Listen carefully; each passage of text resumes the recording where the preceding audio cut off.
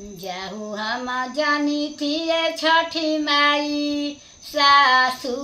करिहे पर बियाहु ए सासू करिहे पर बियाहु से दुआरे पवनैतिना ए छठी माई राउरे मुरतिया हो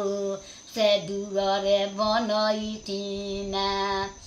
जाहु हम जानी तिए छठी मैया गोती न करिहे पर बियाहु ए गोती न करिहे पर बियाहु से दुआरे खनैतिना ए छठी माई अरगे खाती पोखरवा हो से दुआरे खनैतिना जाहु हम जानी तिए छठी मैया गोती न करिहे पर बियाहु ए गोती न करिहे पर बियाहु से दुआरे लफुखनैतिना ए छठी माई अरगे खाती पोखरवा हो से दुआरे खनैतिना जाहु हम जानी तिए छठी मैया ननद करिहे पर बियाहु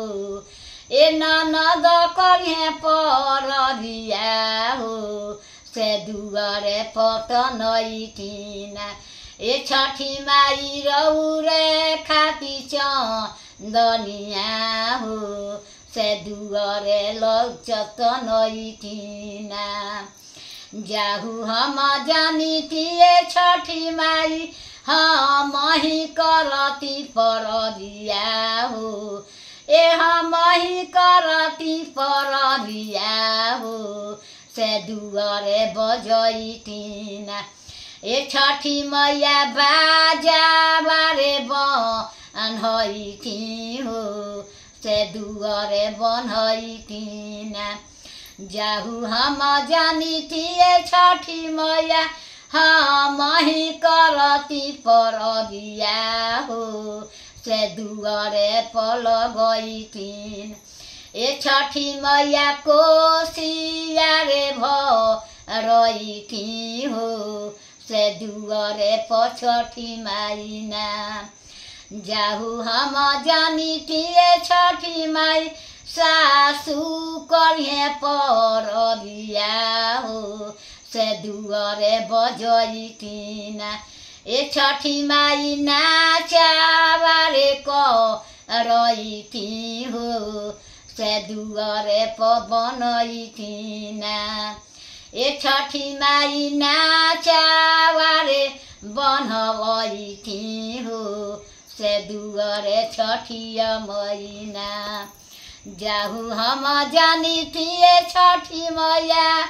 पोखरवा खनवैती हो